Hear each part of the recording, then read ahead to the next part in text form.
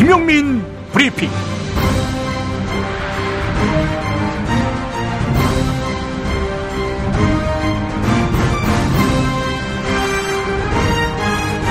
(2016년 11월 15일) 화요일입니다. 박근혜와 최태민은 어떤 관계였을까요? 두 사람이 연애를 하건, 그래서 슬하에 자녀가 있건 그게 상관할 바 아닙니다. 그런데 친근한 관계의 두 사람이 공적 영역에서 권력을 확대하기 위해 국민을 농락하고 법 질서를 능멸했다? 이는 더 이상 사적 영역에 이길 수 없습니다. 전대미문의 국기문란 사건의 실체를 파악하기 위해서는 반드시 규명해야 할 팩트의 한 단면인 것입니다. 두 사람의 관계에 대한 증언과 기록은 이러합니다. 1977년 박근혜의 아버지 박정희는 최태민의 생식기를 제거하라, 이런 지시를 내립니다. 1989년 노태우 정부 민정수석실의 최태민 보고서에는 박근혜가 최태민과 내연의 관계로 동거하고 있다, 이런 소문이 담겨 있습니다. 어제 배포된 시사저널은 김종필 씨가 박근혜가 최태민과 방에 들어가 나오지 않았다며 각별한 관계임을 강조했습니다. 어제자 세계일보는 정윤회와 이른바 문고리 권력들이 나눈 밀담 속에서 최태민은 박근혜의 옛 애인으로 표시됐다고 전했습니다. 이미 정두원 새누리당 전 의원은 2007년 이명박과의 한나라당 대선 후보 경선 국면에서 경쟁자 박근혜와 최태민의 관계가 드러나면 온 국민이 구토한다, 이렇게 발언한 바 있습니다. 박근혜와 최태민의 관계가 제대로 규명돼야 가장 도덕적이고 가장 엄중해야 할 국가공동체의 기강을 해친 죄의 실체는 온전히 확인될 것입니다. 그래야 무너진 국기를 바로 세울 수 있습니다. 공적 영역에 국한돼야 할 진상을 사적 영역에서까지 따지려는 이유는 간단합니다. 사적 영역의 관계를 공적 영역에 가져와 농단을 부렸기 때문입니다. 듣기 아프고 민망하셨겠습니다만 이런 실상을 따질 수밖에 없는 것이 우리의 과제입니다. 그가 여전히 청와대 권력을 쥐고 있기 때문입니다. 김용민 브리핑과 함께하고 계십니다. 건강보험료를 장기간 연체해 발생한 연체이자를 월금리로 환산해 보았더니 3%의 연체금리가 적용됐습니다. 법정 최고금리를 훨씬 상회하는 수준인데요. 국민의 건강을 위해 만들어진 사회보험의 연체이자가 대부업체 이자보다 높은 것입니다. 나라가 국민 건강을 담보로 대부업을 하는 것이 아니라면 개선이 시급히 필요합니다. 아름다운 재단이 이러한 제도를 개선하기 위해 기초 연구를 진행하고 있습니다. 자세한 사항은 아름다운 재단 홈페이지에서 60일의 건강보험증을 살펴보아 주시기 바랍니다. 생활고 때문에 건강보험료를 내지 못한 사람들에게 병원은 사치입니다. 그러나 우린 이미 알고 있습니다. 넘어진 사람은 일으키고 아픈 사람은 치료해줘야 한다는 것을. 당신의 기부가 누군가에겐 건강할 권리를 찾는 소중한 기회가 됩니다. 건강할 권리를 찾기 위한 60일의 건강보험증 캠페인. 검색창에 아름다운 재단을 검색해주세요. 야, 너 홍어 판다 그랬지? 팔지. 근데 홍어가 진짜 그렇게 몸에 좋아? 아니, 끝내준다니까. 우리 엄마 관절염인데? 홍어. 나 숙취는? 홍어. 마누라 다이어트는? 홍어. 큰이모 변비? 홍어. 작은 형 소화불량은? 홍어. 여동생 피부? 홍어. 큰 누나 주름? 홍어. 명절 때 선물은? 홍어라니까. 근데 비싸지? 열나 싸고 열나 맛있는 홍어가 있다니까. 어디? 알싸한 홍어. 네이버 검색창에 알싸한 홍어를 검색하시고 1599-6456.com 혹은 1599-6456 전화 주문도 가능합니다. 하나 더, 알싸한 홍어는 진공포장 택배 배송 판매하며 직접 개발한 특제 소스를 서비스로 드립니다. 충남 금산의 넓은 인삼밭, 정성농장을 일군 농부아버지 이정열 씨. 자연은 노력한 만큼 내어준다. 그 자연의 마음을 알기에 정성농장을 더불어 일구는 아들 이성규 씨도 아버지에게 배운 것처럼 정직하고 또 성실하게. 정성농장 홍삼은 인삼 재배부터 가공 판매까지 모두 책임지고 있습니다. 그래서 대한민국 1등 품질을 자부합니다. 검색창에 정성농장 홍삼을 검색해주세요. 정성농장 홍삼. 전화문의는 010-9754-6972. 굶고 뛰고 땀 빼고 다 해봤다. 그래봐야 소용없었다. 다이어트는 결국 먹는 게 문제다! 다이어트 전문 쇼핑몰 비타샵에서 수식가지 동결건조 채소 곡물에다 3가지 단백질, 거기에 효소와 비타민, 미네랄을 더해 만든 다이어트 전용 그린 스무디를 추천합니다. 다이어트 전용 그린 스무디, 이걸 어떻게 하는 거죠? 하루 2끼만 맛있고 든든한 비타샵 스무디로 바꿔 드시면 됩니다. 검색창에서 비타샵을 검색해주세요. 이제부터는 관록의 뉴스 해설가 김용민이 오늘 아침 조간신문을 훑어드립니다.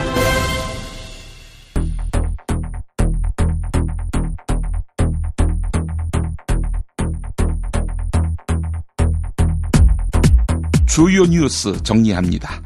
검찰이 최순실은 물론 박근혜에 대해서도 뇌물죄를 적용할 움직임입니다. 대가성이 있는 금품 수수였다고 보았는데 그러려면 대가를 준 권력자 박근혜를 빼놓을 수 없겠지요. 지난달 최순실 태블릿 PC가 공개되기 전부터 청와대가 최순실 국정개입 사건과 관련해 수사와 언론 대응을 포함한 비밀 문건을 만들었던 것으로 확인됐습니다. JTBC가 확보한 이 문건은 구속된 정호성의 휴대전화에 들어있던 것으로 나타났습니다. 그러니까 청와대가 조직적으로 사건 은폐, 증거인멸에 나섰다는 이야기입니다. 이쯤 되면 두목격인 박근혜를 구속 수사해야 상식적이겠지요. 국정농단 주역, 아니 조역인 최순실의 단골 차움병원 진료기록부에 VIP라는 용어가 기록되어 있는 것으로 확인됐습니다.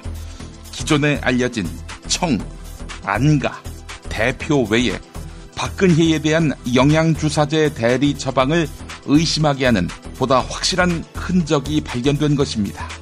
영양주사 얼마나 맞았는지도 규명해야 할 문제입니다. 혹시 중독이 아닌지도.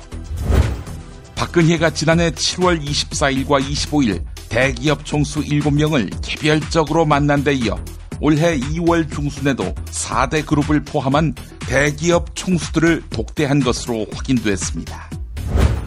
우병우 전 민정수석의 장모가 우병우가 수석이 되기 전 민정비서관으로 내정된 직후 최순실과 함께 골프를 했던 정황이 확인됐습니다. 그동안 우병우가 최순실의 추천을 받아서 청와대에 입성했다. 최순실의 비위를 우병우가 묵인했다는 의혹들이 난무했지만 둘 사이의 연결고리가 드러난 것은 처음입니다.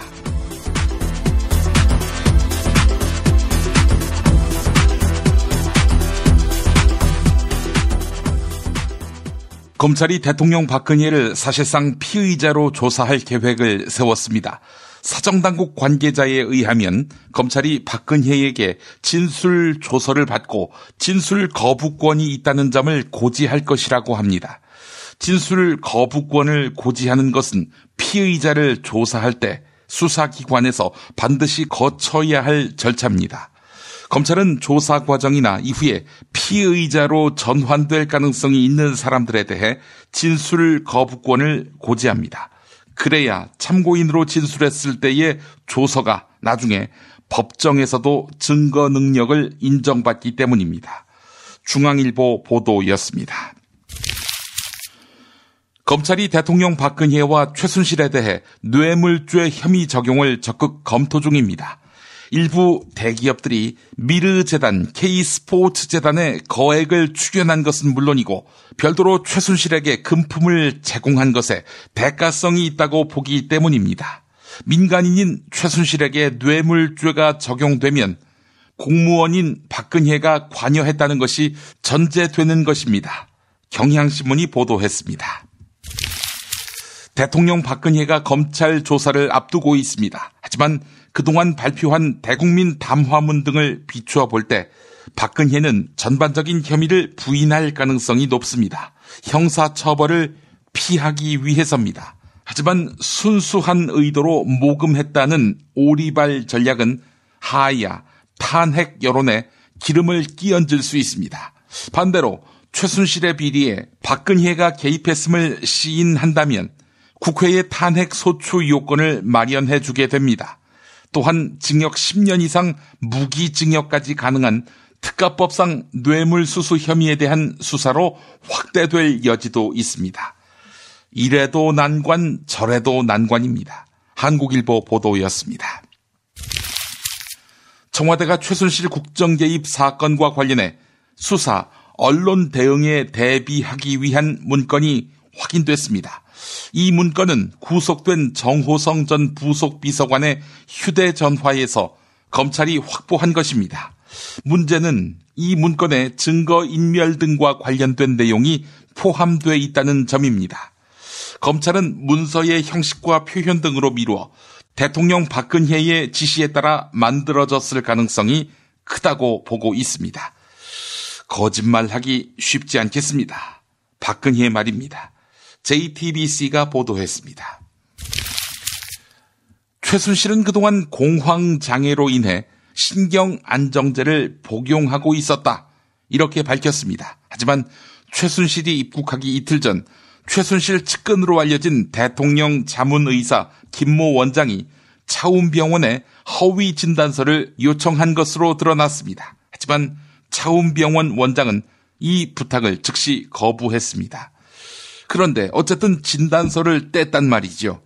김모 원장이 누구로부터 허위 진단서를 부탁받았는지 아직 확인되지 않고 있습니다. SBS 보도 내용이었습니다. 최순실의 단골인 차움병원 진료기록부에서 VIP라는 용어가 기록되어 있는 것이 확인됐습니다. 기존에 알려진 청, 안가, 대표 외에 대통령 박근혜에 대한 영양주사제 대리 처방을 의심케 하는 보다 확실한 흔적이 발견된 것입니다. 국민일보가 보도했습니다. 박근혜가 지난해 7월에 이어 올해 2월 중순에도 대기업 총수들을 독대한 것으로 확인됐습니다. 면담 시기는 제9차 무역투자진흥회의가 열리던 때였습니다. 지난해 7월 첫 번째 독대의 경우는 박근혜가 미르재단, K스포츠재단의 출연과 관련한 요청을 했을 가능성이 높습니다. 또한 두 번째 독대는 문화 스포츠 사업 지원에 대한 구체적인 논의가 오갔을 것으로 보입니다. 동아일보 보도였습니다. 검찰은 조원동 전 청와대 경제수석의 집을 압수수색했습니다. 조원동 전 경제수석은 2013년 CJ그룹 이미경 부회장에게 물러날 것을 강요한 혐의를 받고 있습니다. 그런데 조원동 전 경제수석은 최근 측근들에게 CJ그룹 이미경 부회장의 퇴진 종용은 대통령 지시였다. 이렇게 말했다고 합니다. 또한 검찰에서도 같은 취지로 진술할 것으로 알려졌습니다. 검찰은 조원동 전 경제수석에게 직권남용 혐의를 적용할 방침인데 대통령 박근혜가 사퇴를 지시한 증거가 드러나면 박근혜에게도 같은 혐의가 적용됩니다. TV조선이 보도했습니다. 대통령 박근혜는 헌정사상 처음으로 검찰 수사를 받는 현직 대통령이 됐습니다. 하지만 박근혜는 청년 시절 남다른 정의관을 가지고 있었습니다. 2012년에 출판된 박근혜의 일기를 살펴보면 지도자가 부도덕하고 무능하면 나라가 망하고 바른 생활이 가장 중요하다. 이렇게 강조했습니다. 구체적으로 1980년에 기록된 박근혜의 일기에서는 간신의 말만 듣는 임금은 머지않아 자신과 나라를 망치고 만다. 이렇게 적혀 있습니다. 박근혜는 유체이탈 문학의 최고봉 같습니다. 국민일보 보도였습니다. 우병우 전 청와대 민정수석의 장모가 최순실과 함께 골프를 친 정황이 확인됐습니다. 그동안 우병우가 최순실의 추천을 받아 청와대에 입성했다. 최순실의 비위를 우병우가 묵인했다 등 여러 의혹들이 난무했지만 둘 사이의 연결고리가 드러난 것은 이번이 처음입니다. 동아일보 보도였습니다. 대통령 박근혜는 그동안 최태민이나 최순실이 유경재단에 관여한 적이 없다고 말했습니다. 하지만 박근혜가 이사장으로 있던 1980년대 유경재단 직원들의 증언은 이와 내용이 다릅니다. 당시 유경재단에서 근무했던 복수의 관계자들은 최태민을 고문이라고 불렀고 서울 강남 최태민 건물까지 찾아가 업무 보고를 하고 지시를 받았다고 합니다. 최태민은 기업체에서 협찬금과 후원금을 받아내라고 재단 직원들에게 지시하기도 했습니다. 또한 최태민의 전횡은 갈수록 심해져서 나중에는 이사장, 즉 박근혜 서명란에 최태민이 서명을 했다고 합니다. 국민일보가 보도했습니다. 박근혜 최순실 게이트 전국에서 새누리당 비주류 의원들은 이정현 대표의 사퇴와 당 해체를 주장했습니다. 이에 정진석 원내대표는 비주류 측과 뜻을 같이 했습니다. 새누리당 이정현 당대표와 정진석 원내대표가 따로 회의를 주재하며 새누리당에서 한 지붕 두 살림 풍경이 연출된 것입니다. 분당 전야입니다. 한겨레 보도였습니다. 지난 토요일 100만 넘는 인파가 광화문 촛불 집회에 참여했습니다. 서울대 송호근 사회학과 교수는 중앙일보 칼럼을 통해서 촛불 민심의 향후 행로를 제안했습니다. 칼럼 일부 소개합니다. 대통령을 꼭 탄핵할 필요는 없다. 탄핵 카드를 조심스레 거론하는 새누리당은 해체돼야 한다. 헌법과 절차를 강조하는 주장은 일견 그럴듯해 보이지만 기실은 합법성을 가장한 선동에 불과하다. 질서 있는 퇴진, 국민의당 박지원 대표가 내놓은 대안이 돋보인다. 밀란과 탄핵이 불러올 국정 혼란을 최소화하고 정당의 대선 준비를 위한 시간적 여유를 갖게 하려면 대통령 박근혜가 퇴진 의사와 함께 퇴진 일정을 분명히 밝혀주는 것이 최선이다. 네, 박근혜 퇴진, 보수도 대세인 것 같습니다. 박근혜 최순실 게이트 전국에서 박근혜의 하야나 이선 후퇴를 반대하는 정치인들이 있습니다. 헌정이 중단되면 국정이 혼란에 빠진다는 것인데요. 이런 주장에 대해 한겨레 정치팀 성한용 선임 기자는 이런 의견을 내놓았습니다. 한겨레 칼럼 일부입니다. 대통령 박근혜가 자리를 이용해 돈을 뜯고 이권을 챙겼다. 당장 자리에서 내쫓고 감옥으로 보내야 한다. 그게 법치국가의 상식이다. 그런데 극구 반대하는 사람들이 있다. 대통령이 임기 도중 그만두면 헌정 중단이란다. 거짓말이다. 지금 박근혜가 임기를 마치지 못한다고 정부가 무너지는 것도 아니고 국회가 해산되는 것도 아니다. 헌정 중단일 수 없다. 미국 장사랑! 구렁이똥 이뻤다. 장이 살아야 내 몸이 산다. 배변 활동에 도움을 주는 건강기능식품입니다. 미궁 장사랑. 지금 검색창에 미궁 장사랑을 검색하세요. 정권교체를 함께 염원하는 판촉물 쇼핑몰 네피알. 기념품, 답례품, 기왕이면 네피알로 인터넷 검색창에 입력하시거나 032-519-4800으로 전화하세요. 카카오톡 아이디는 네피알. 일산 라페스타에 있는 풍무 양고기, 즉석에서 이 숯불에 구워먹는 양갈비하고 양꼬치, 이거 맛보시면 다른 걸 찾지 않아요. 못하니 시방 빨리 예약들 안 하고 031-902-9292. 수아비스랩닷컴에서 한 달간 오픈 기념 행사로 100% 페이백 행사를 진행합니다. 구매한 가격만큼 그대로 현금으로 돌려주는 100% 페이백. 부담 없이 수아비스 화장품의 효과를 확인하세요.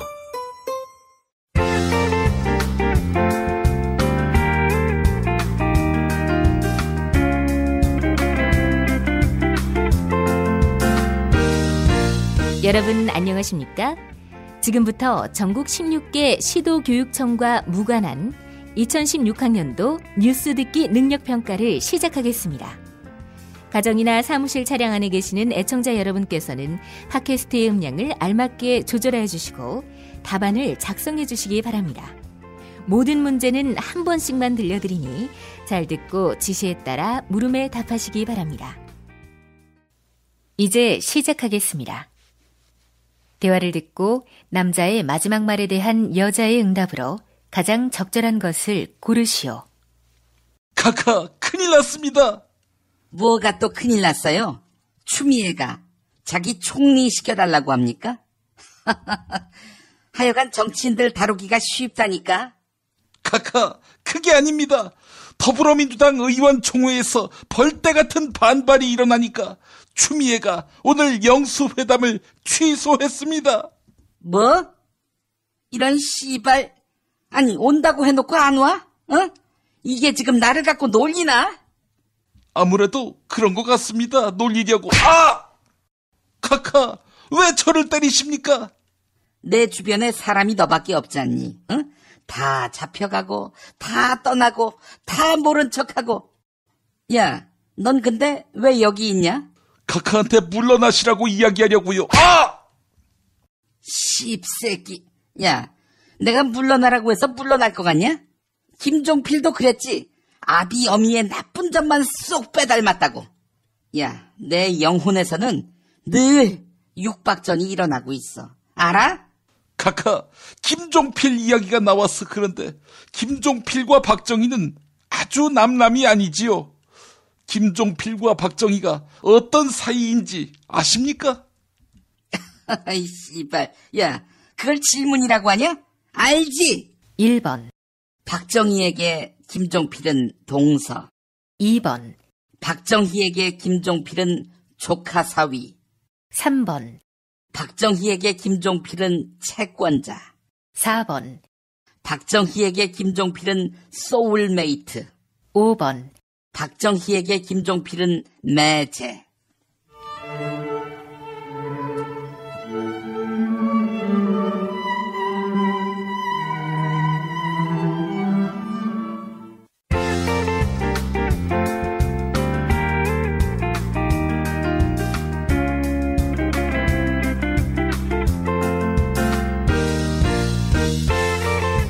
수고하셨습니다. 수험생 여러분은 팟빵 게시판에 정답과 이메일 주소, 사연을 남겨주시기 바랍니다. 당첨자는 다음 정규방송일 2부 마무리 부분에 발표합니다. 이상으로 전국 16개 시도교육청과 무관한 뉴스 듣기 능력평가를 모두 마칩니다.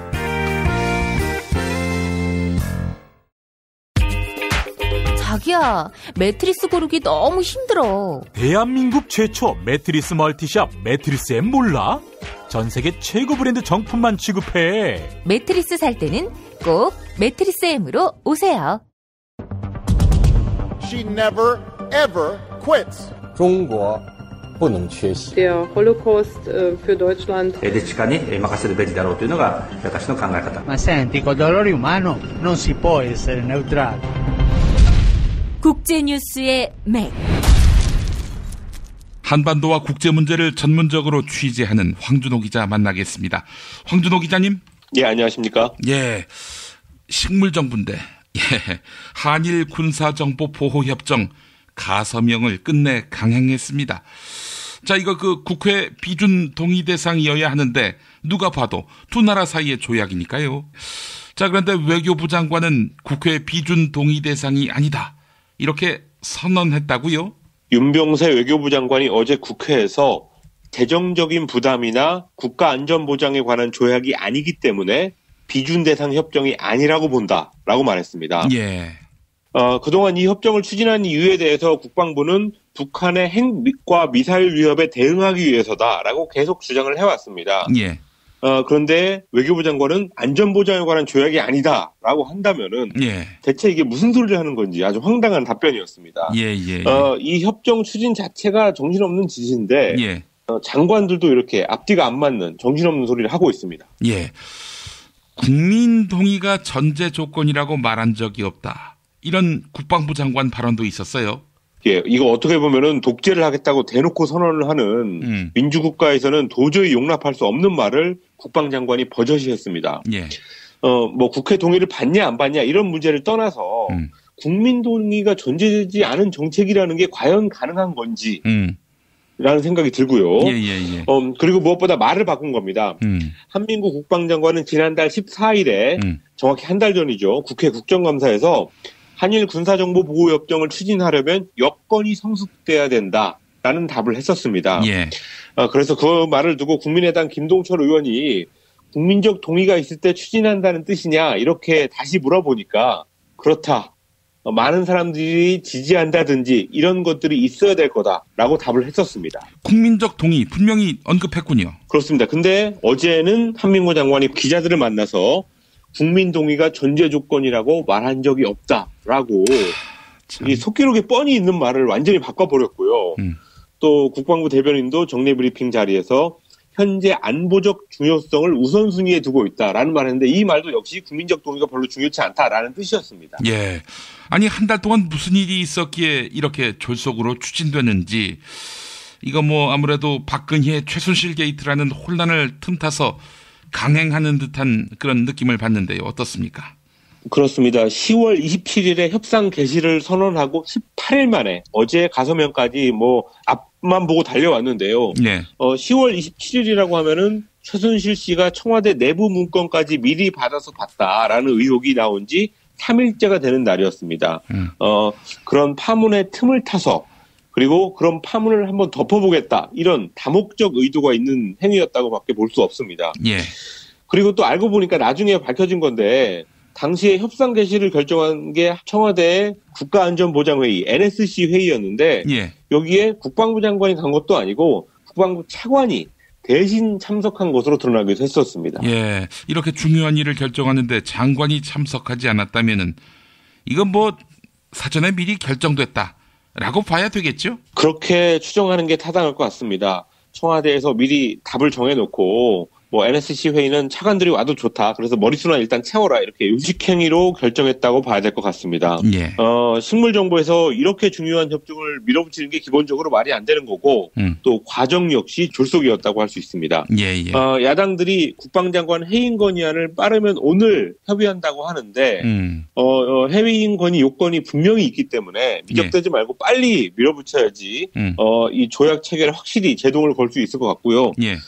만약에 야당들이 말로만 엄포를 놓는다면 야당 역시 비판에서 자유로울 수 없다는 점 이것을 명심해야 될 것 같습니다. 네, 그만큼 중요한 사안입니다. 이게요.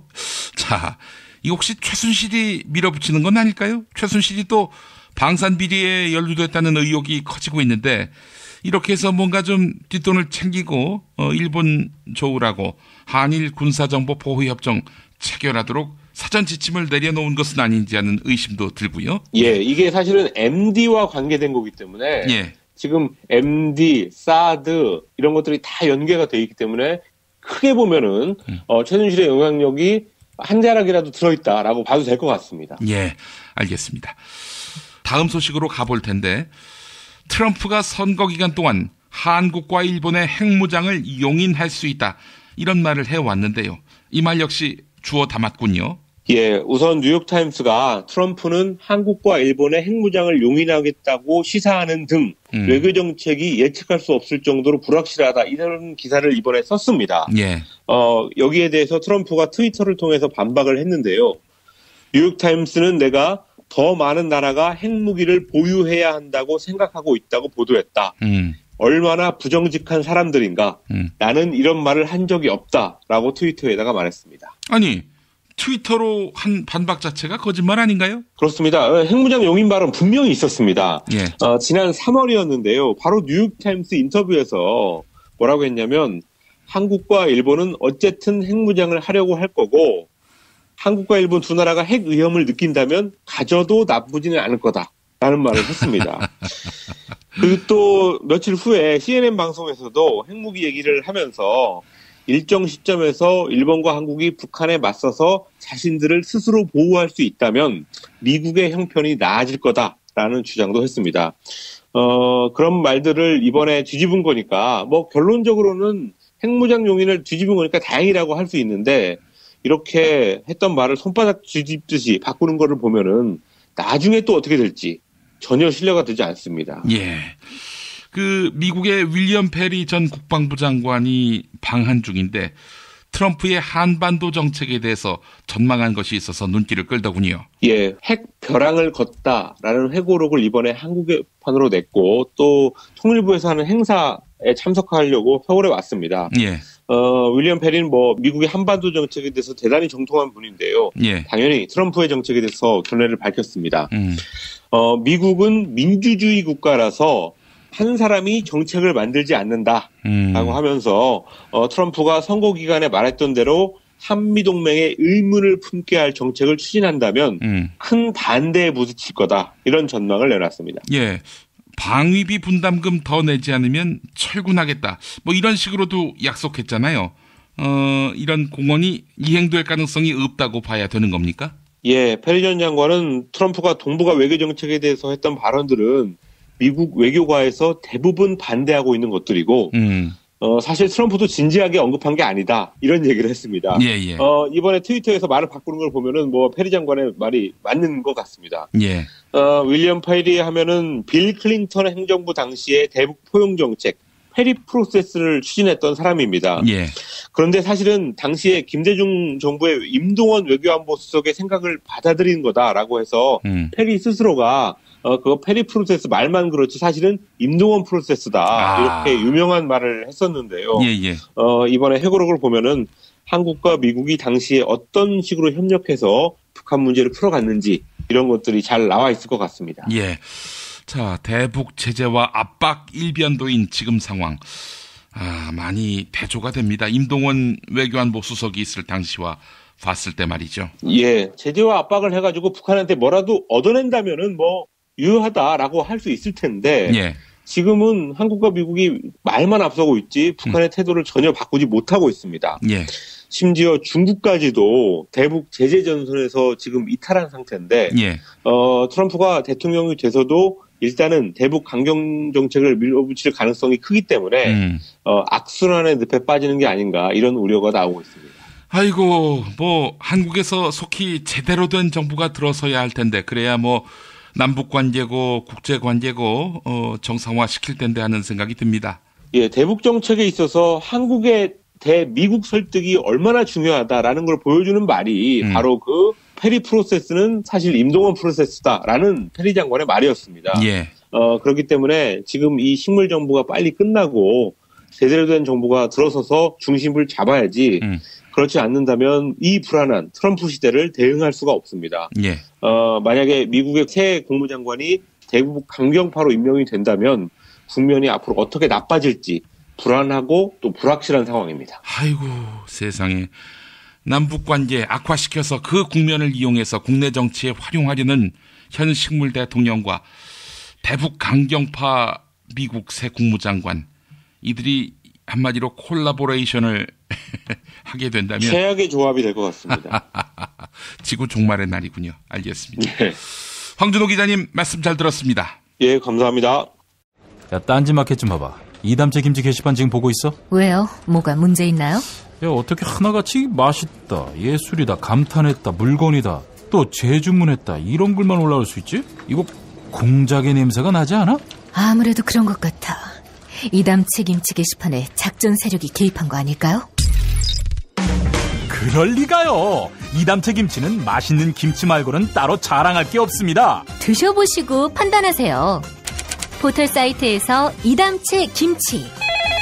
주문 전화는 1544-4586 1544-4586. 그리하여 이 가을 나는 새싹당 콩차를 마십니다. 그리하여 나는 마음이 놓입니다. 그리하여 새로운 세상을 만납니다. 그리하여 새싹당 콩차.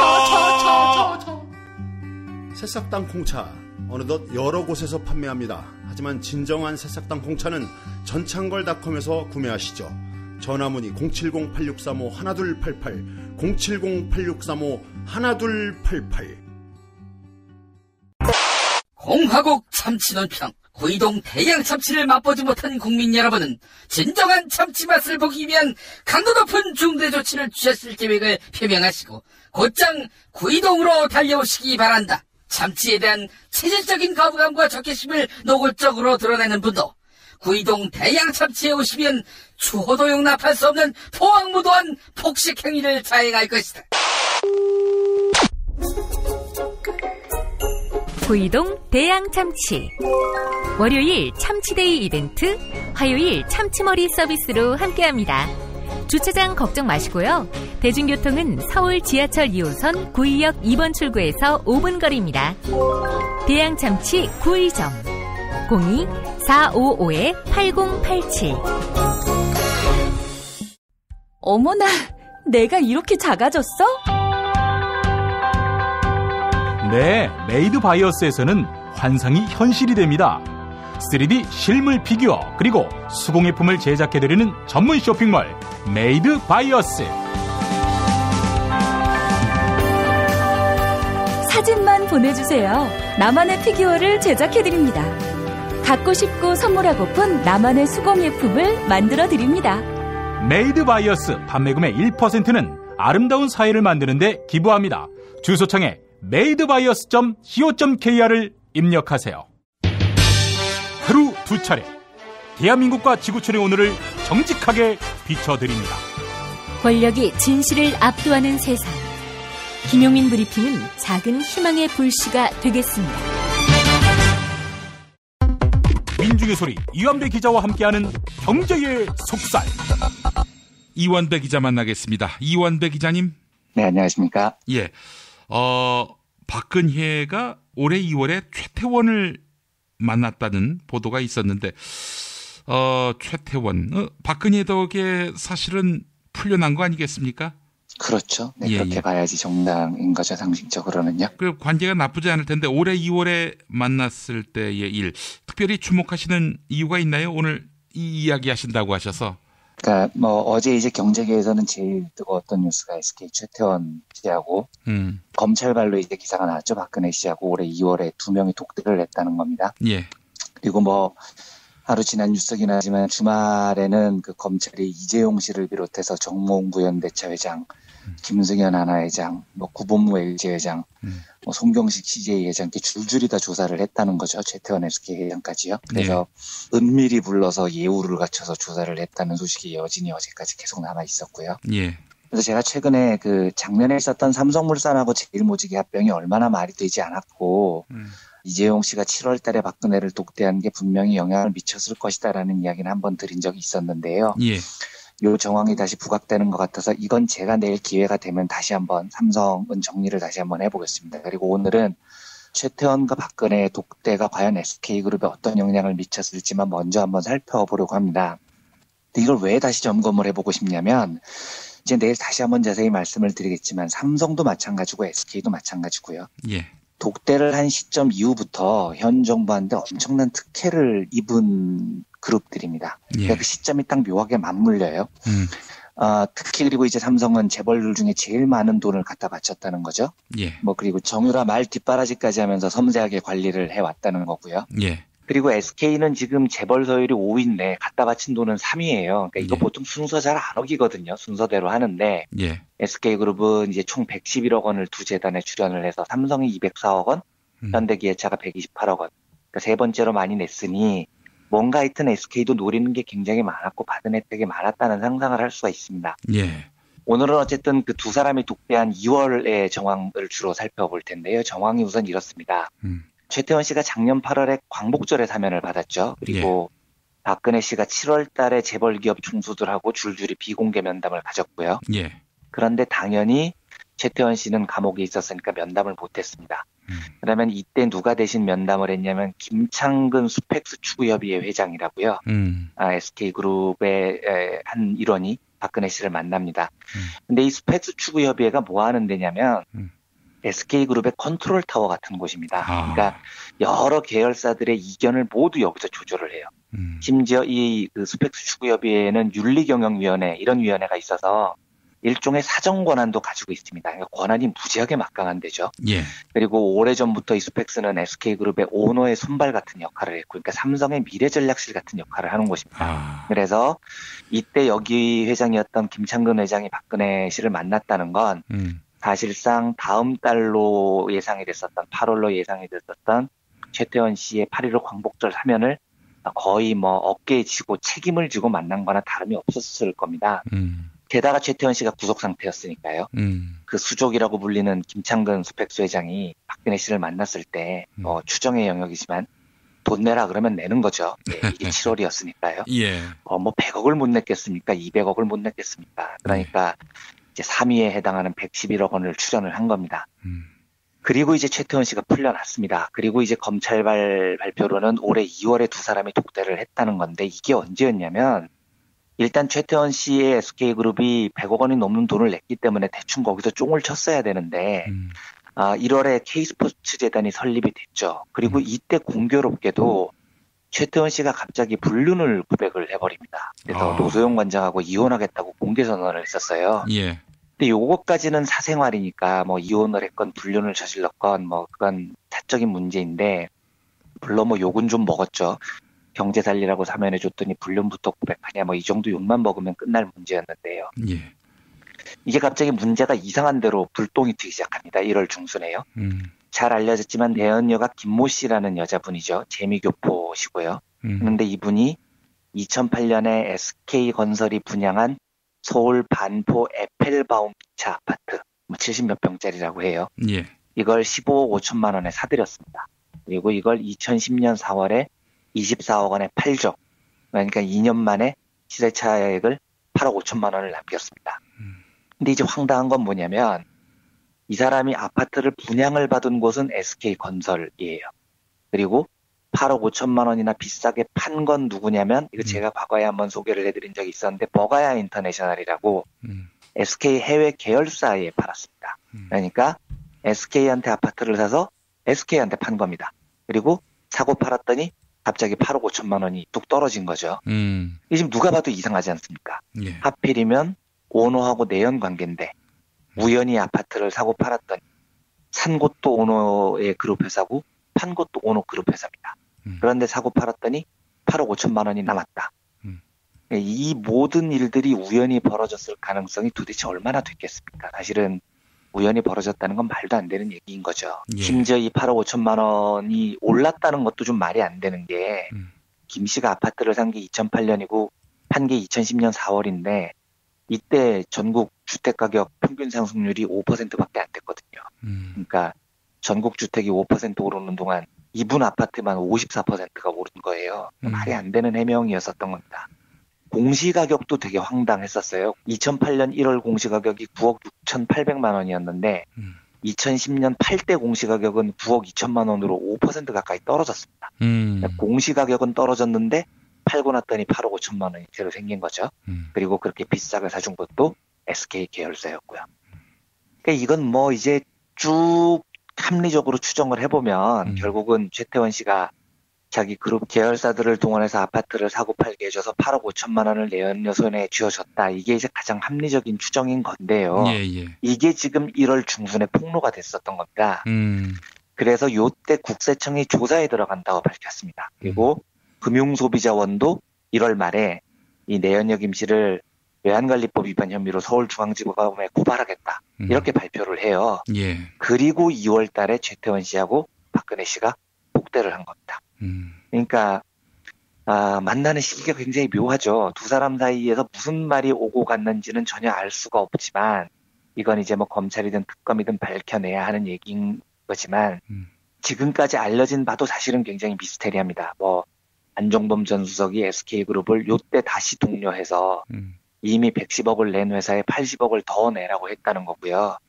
SK는 눈치 없이 너무 비싸니까 30억으로 깎읍시다 했다는 거고요. 그래서 이 협상이 결렬됐다는 게 알려진 바인데 사실 이것도 상식적으로 생각을 해보면 굉장히 이상하죠. 예. SK가 그 50억을 아끼려고 박근혜하고 최순실의 심기를 건드린다? 더구나 작년까지 감옥에 있었던 사람이 이것도 지금 상식적이지 않은 거고요. 당시에 박근혜와 최태원이 만났을 때는 내연녀 문제가 줄줄이 걸려 있었고요. 그리고 국세청이 조사를 한다고 들어가고 있었고요. 그런데 결과적으로 나중에 보면 국세청하고 금융소비자원은 조사를 한다고 엄포만 놓고 사건을 유야무야 해버렸습니다. 그 뒤에 어떤 발표도 하지 않았어요. 그래서 이 사건이 지금도 미궁 속으로 빠져버린 겁니다. 그러니까 이제 남은 건 합리적인 추정밖에 없는 거죠. 최태원과 박근혜가 그 심각한 최태원이 위기를 맞았던 시절에 만났을 때 독대에서 뭔가 두 사람 사이에서 어떤 미략이 있었을 수도 있다라는 추정이 가능한 겁니다. 그렇지 않았다면 2월에 두 사람이 만날 이유가 없었을 테니까요. 아무튼 그 최태원 씨하고 박근혜 씨의 수상한 만남이 되게 예민한 때 이루어졌다는 겁니다. 최태원 씨한테는 특히 그렇죠. 그래서 무슨 일이 벌어졌고 무슨 말이 오갔는지는 이제 밝혀져야 될 문제이긴 하지만 박근혜 씨가 재벌들을 줄줄이 돌아가면서 만난 정황에 또 하나의 중요한 관전 포인트가 될 수 있을 것 같습니다. 그 2월의 상황이요. 그래서 SK 최태원 씨가 2월에 어떤 처지에 몰려 있었는지를 간단히 좀 점검을 해보는 시간을 가져봤습니다. 아이고, 어떻게 피해자 코스프레를 할 생각을 합니까? 아무리 국민을 우매하게 여겨도 그렇죠. 예. 네. 이완배 기자의 지금 브리핑 우리가 새겨 들으면 이런 트릭 뭐 절대로 휘말리지 않을 거라고 생각이 됩니다. 다음 이야기 해보겠습니다. 지난주에 왜 미국 국민들은 트럼프를 선택했나 이 이야기를 하셨고 오늘 또 이야기를 이어가신다고 하셨는데 미국 민중들은 왜 힐러리를 버렸을까? 네, 이런 질문도 한번 우리가 새겨볼 필요가 있을 것 같습니다. 사실 저희가 지금 밤 10시 40분쯤에 지금 녹음이 계속 진행되고 있는데요. 녹음하기 전에 텔레그램으로 보내주시는 그게 떴어요. 조금 전에. 그래서 용민 PD님께서 보내주신 걸 보니까 특이하게도 정치 한 건에서 오후 3시 녹음, 본격 정치 논평 오후 12시 녹음 이렇게 다 시간을 적으셨더라고요.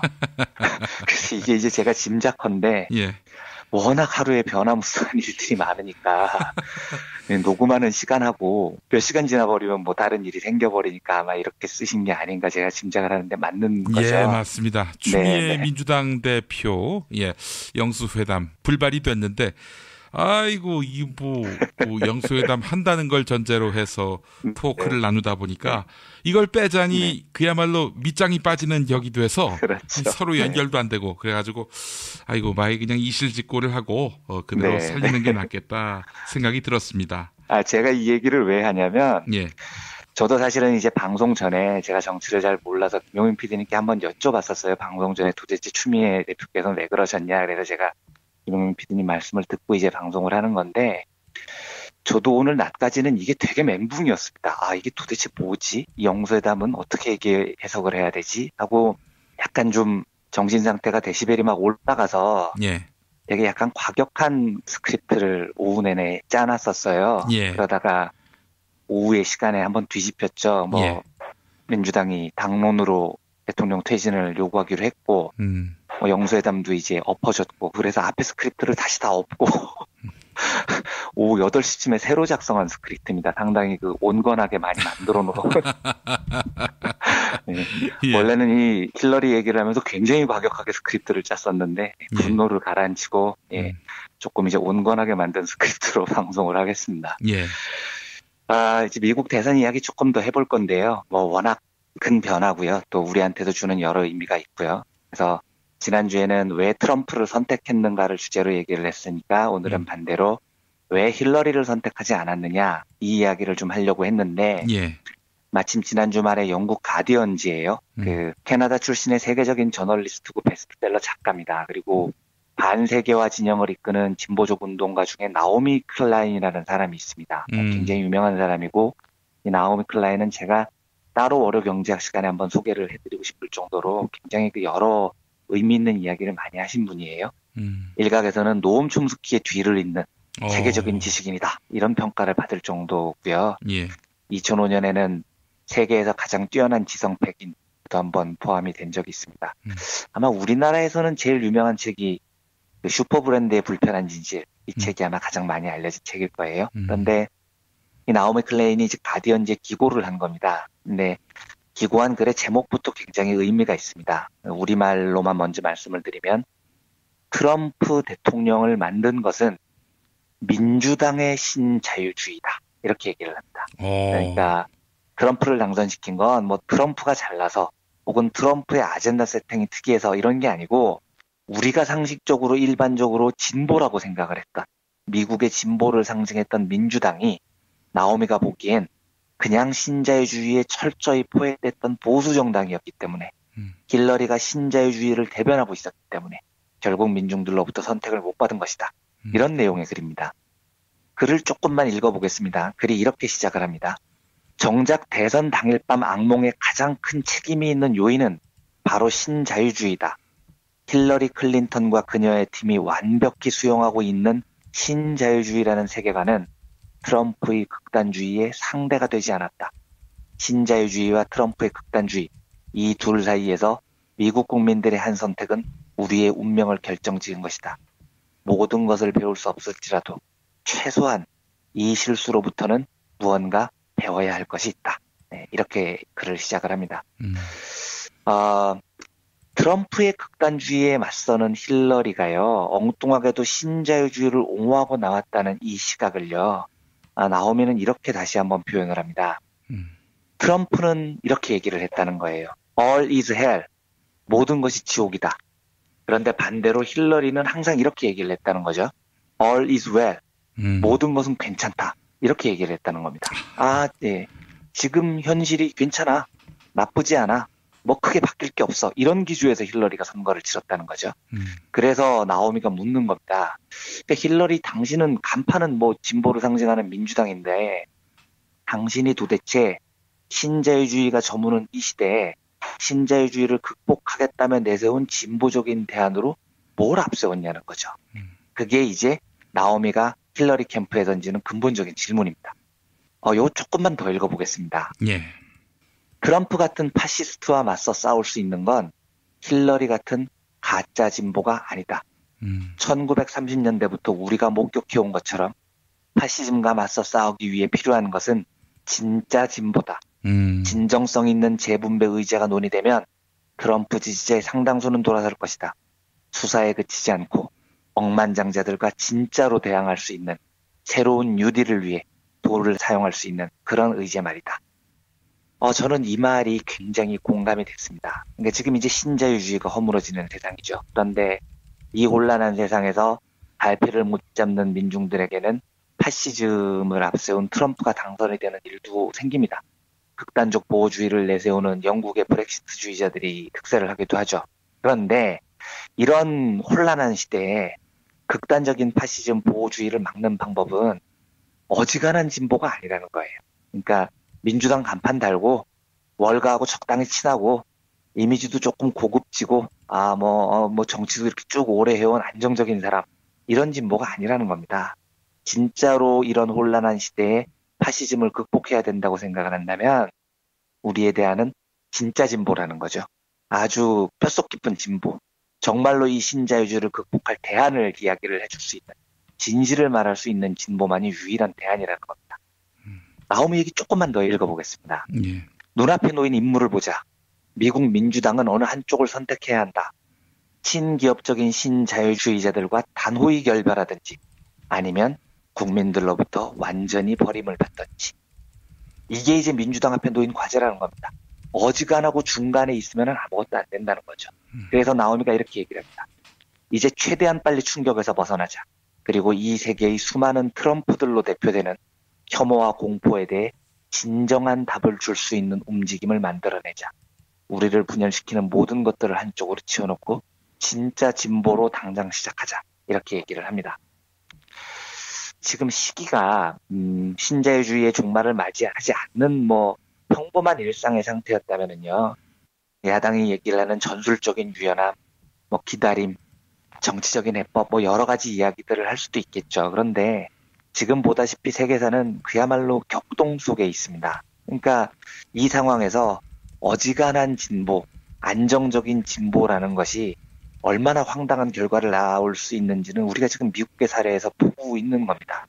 지금 우리나라의 그 분노한 민중들의 감정이라는 게요, 단지 최순실이 무당이고 국정농단했고 이것 때문만이 아니라는 사실은 이제 누구나 다 인정을 하지 않습니까? 이건 이명박근혜 정부의 9년의 누적치였고요. 신자유주의하고 재벌 깡패 자본주의가 결합을 했더니 한국 사회가 진짜 세계 유례없는 개판 사회가 됐다는 거고요. 거기에 대해서 누적된 국민들의 분노의 표현이죠. 그러면 정치 지도자라면은요, 이제는 이걸 어떻게 극복하겠다는 것에 대한 진정한 비전을 내보여야 됩니다. 나 그냥 힐러리처럼 적당히 기득권에 안주를 해서 적당히 안정감 줘가지고 박근혜에 대해 불만이 하늘을 치솟으니까 이대로 선거하면 내가 적당히 이길 수 있어. 저는 그걸로는 뜻밖의 결과가 얼마든지 나타날 수 있다고 생각합니다. 그렇게 하면 미국에서 나타났듯이 힐러리가 폭발한 민중들의 분노를 담아내지 못했을 때 어떤 결과가 나왔는지를 우리가 봤지 않습니까? 그렇죠. 예. 그게 바로 나오미가 이야기하는 미국 민중들이 힐러리를 선택하지 않은 이유라는 겁니다. 이게 제가 난 4시까지 썼던 스크립트보다 훨씬 더 약화된 겁니다. 약화된 스크립트로 하나 제가 물어보고 싶은 건 이겁니다. 저는 제1야당한테 오늘 이 혼란을 보면서 묻고 싶은 게 있습니다. 영수회담을 하느니 마느니 당론을 이제 정했다는 거고요. 박근혜 퇴진으로요. 그래서 이건 제가 정치를 잘 몰라서 전혀 정치적인 견해가 아님을 전제로 말씀을 드립니다. 미국 상황을 목도를 했으니까요. 만약에요, 한국 국민들이 지금 제1야당을 보고요. 이 사람들도 기득권층의 일원이다. 라고 판단을 한다면은요. 그걸 지금 제1야당은 어떻게 감당을 할 계획입니까? 저는 이게 정말 무서운 일이 될 수도 있다고 생각을 합니다. 세계 역사의 흐름을 한번 보십시오. 진짜 상상도 못했던 일들이 벌어지지 않습니까? 단어의 뜻만 보면요. 변화를 두려워하는 것을 보수라고 부릅니다. 그런데 만약에 지금 제1야당이 우리가 지금 진보라고 믿었던 야당이요. 통상 진보라고 인정을 해줬던 진보의 맏형이라고 불렸던 제1야당이 너무나 지킬 게 많은 거예요, 지금. 그래서 너무 변화가 두려워요. 그러니까 매사에 주저주저해요. 이거 하면 이걸 잃을 것 같은데 이런 생각이 있는 거죠. 그런 모습을 사람들이 보고요. 참 저 사람들이 지킬 게 많구나. 그걸 보수의 또 다른 변형으로 보지 않는다고 누가 장담을 할 수 있겠습니까? 그러니까 나오미가 이야기했던 대로 신자유주의라는 거대한 시스템에 지금 민중들이 분노를 느끼고 있는데 힐러리처럼 all is well, 모든 것이 좋아요. 그냥 이대로 쭉 가요. 너무 왜 그렇게 많이 변해요. 이렇게 외치면 사람들이 그 지도자를 나의 대변자로 여기지 않을 수 있습니다. 지금 미국의 사례가 한국 제1야당의 부디 저는 반면교사가 됐으면 좋겠습니다. 아까 나오미가 얘기를 했듯이 적어도 우리가 이 사태를 보고 이 정도는 진짜 진보로 이 시대를 헤쳐나가야 된다는 이 정도의 배움은 우리한테 저는 있어야 된다고 생각을 합니다. 어쨌든 어제의 혼란을 제1야당이 잘 마무리를 해줘서 다행이고요. 당론도 정해졌다니 박근혜 퇴진을 요구하는 한 사람으로서 기쁜데 조금 찜찜하기는 합니다. 아무튼 여러 혼란들이 있겠지만 궁극적으로 미국 민중들이 힐러리 클린턴을 선택하지 않았던 이유는 진짜 진보 그리고 신자유주의의 대안이 되지 못했기 때문이라는 사실을 우리 정치 지도자들이 많이 인식을 해줬으면 좋겠습니다. 그런 바람으로 나오미 클레인의 미국 대선 분석을 두 번째 뉴스로 소개를 해드렸습니다. 예, 정말 제가 하고 싶은 말씀을 다 하셨네요. 네. 정말입니다. 지금 미국 민주당이 왜 버림받았는지에 대한 통찰이 없다면은 암담한 거죠. 예. 지금처럼 이지고잉하면은 결국 집권한다. 이런 인식이 맞을 수 있겠습니까? 지금 국면에서? 저는 어려울 것 같습니다. 예, 힐러리 역시도 샌더스를 지지했던 여론들, 니들이 나 안 찍으면 누굴 찍을 건데 이 마인드 아니었습니까? 네, 맞습니다. 네. 정말 지금 국민들이 이렇게 들고 일어나는 거는 새로운 세상에 대한 열망 아니겠습니까? 그렇습니다. 네. 어느 특정 지도자에 대한 지지가 아니에요. 그렇죠. 네. 새로운 세상을 갈망하고 있는데 네. 나의 집권이 눈앞이다. 이때 몸조심해야지. 부자 몸조심해야지. 버림받습니다. 예. 물론 전략적 사고도 해야 되겠죠. 안정을 좋아하고 새로운 질서에 대한 두려움이 있는 그런 층들도 충분히 배려를 해야 되겠지만은 네. 지금 국민들에게는 그러니까요. 안정희고 네. 질서 있는 그런 변화 이거는 대세는 아니라고 보고요. 저한테는 전혀 와닿지 않았습니다. 예. 그리고 사실은 지금은 노무현 정신이 절실한 시기 아닙니까? 그렇죠. 네. 자신의 그렇죠. 유불리에 의해서 판단을 하지 않는 그런 노무현 정신이 지금 절실한데 이 부자 몸조심이나 하고 있으니 이런 참 한심한 일들이 두 번 다시 없어야 할 텐데 일단 뭐 큰 패착수를 두지 않는 선에서 일단 손절매를 했다고는 봅니다만은 네. 또 다시 이런 일들로 인해서 촛불 민심을 실망케 한다면은 이거 뭐 힐러리 꼴 나는 거죠 또. 예. 그런 일이 없었으면 좋겠습니다. 정말. 예. 네. 민심의 바다에 그냥 몸을 던지지 뭘 그렇게 뭐 왜 이렇게 생각이 많으신지 모르겠어요. 예. 민심의 바다 그러니까 이런 거예요 한마디로. 야, 그 민심을 추종했다가 네. 좆될 수가 있다 이런 생각들을 하는 거거든요. 그런 민심을 믿고 무슨 정치를 합니까? 네. 정치 같은 거 하지 말아야지. 예, 그런 생각을 오늘 또 해봤고 저도 좀 말이 좀 많이 덧붙여졌습니다. 네, 예, 네. 적극적인 그런 동조의 의견임을 네. 말씀드리면서 오늘 경제의 속살 마무리하겠습니다. 이완배 기자님 감사합니다. 네, 고맙습니다. 여러분 안녕하세요. 민중의 소리 아나운서 정혜림입니다. 이 어묵한 여왕님 치하에서 다들 잘 견디고 계시죠? 오늘도 종편의 주옥 같은 헛소리에 혼이 정상인 듯 정상 아닌 비정상 같은 여왕님의 우주 타령에 고구마 100개쯤 한꺼번에 삼킨 듯 답답한 마음에 죄 없는 가슴팍만 두들겨대고 계세요. 이젠 시원한 사이다 같은 민중의 소리와 함께하세요. 잘 키운 진보 언론 열종편 안 부럽습니다. 한 달 10,000원 소액 CMS 후원으로 민중의 소리에 큰 힘이 되어주세요. 1661-0451 1661-0451 전화 기다릴게요.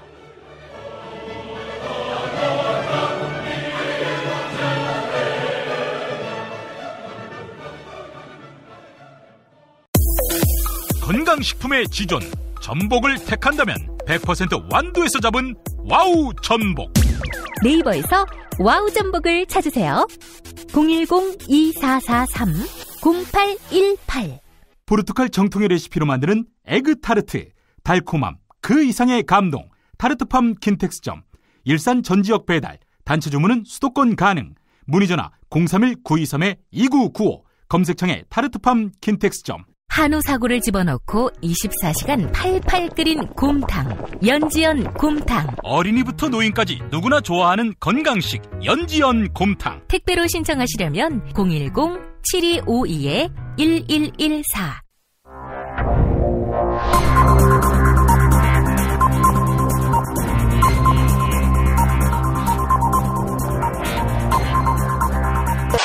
공화국 논평.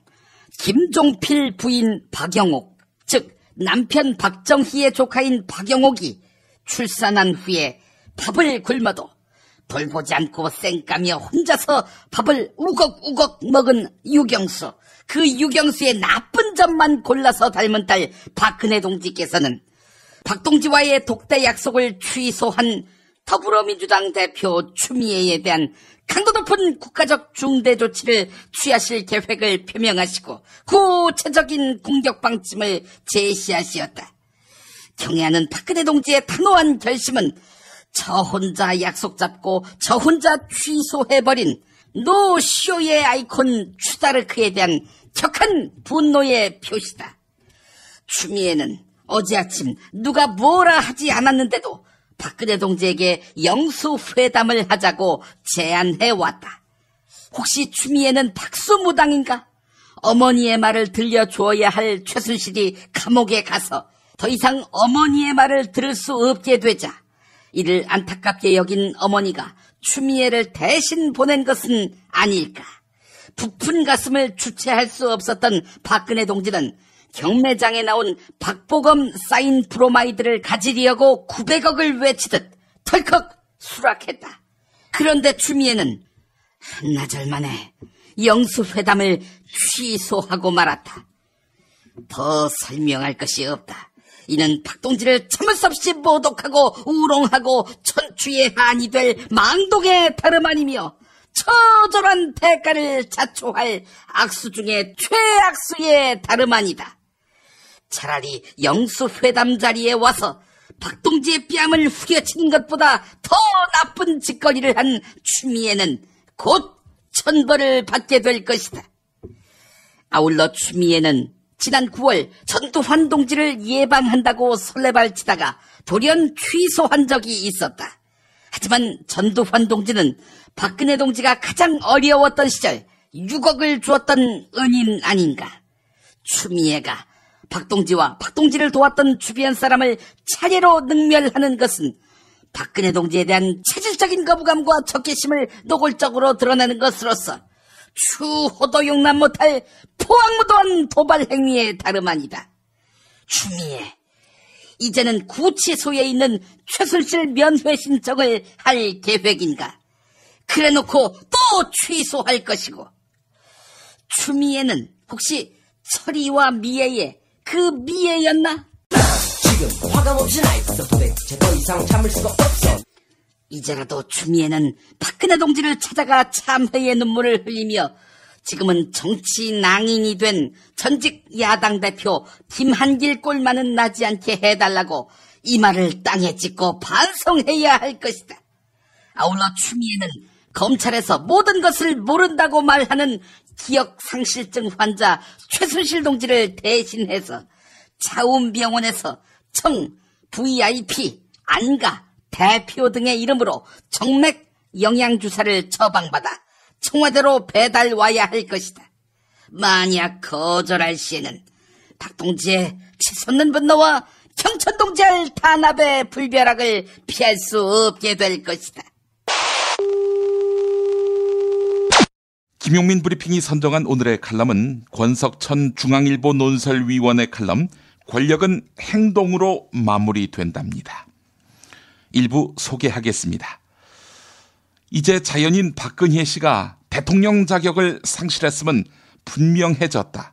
그 이유는 헌법과 법률을 어겨서 자유민주적 기본 질서를 위협했다는 데 있다.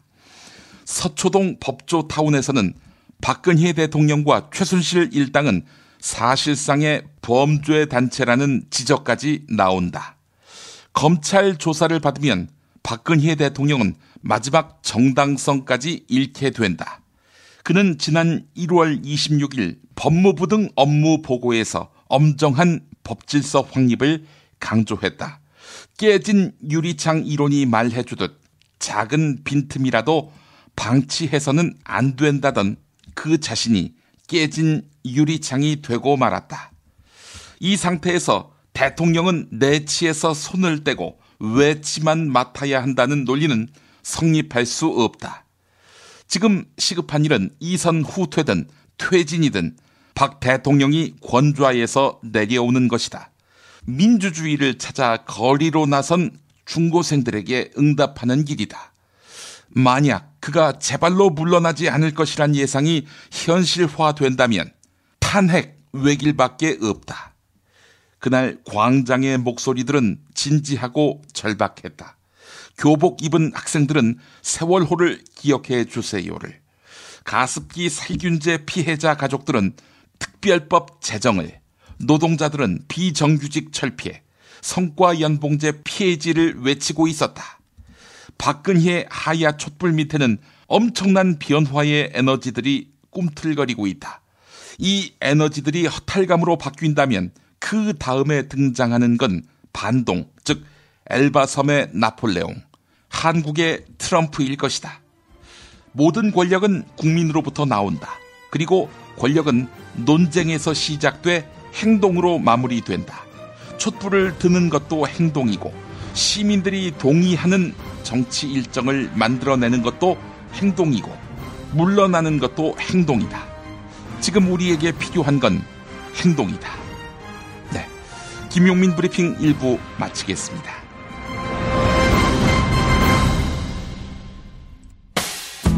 김용민 브리핑과 함께한 시간 어떠셨어요? 다음 시간에도 보다 바르고 알차며 즐거운 정보로 여러분을 찾아가겠습니다. 팟캐스트 포털 팟빵에서 다운로드하기, 구독하기, 별점 주기, 댓글 달기로 응원해주세요. 잊지 마세요. 다운로드하기, 구독하기, 별점 주기, 댓글 달기.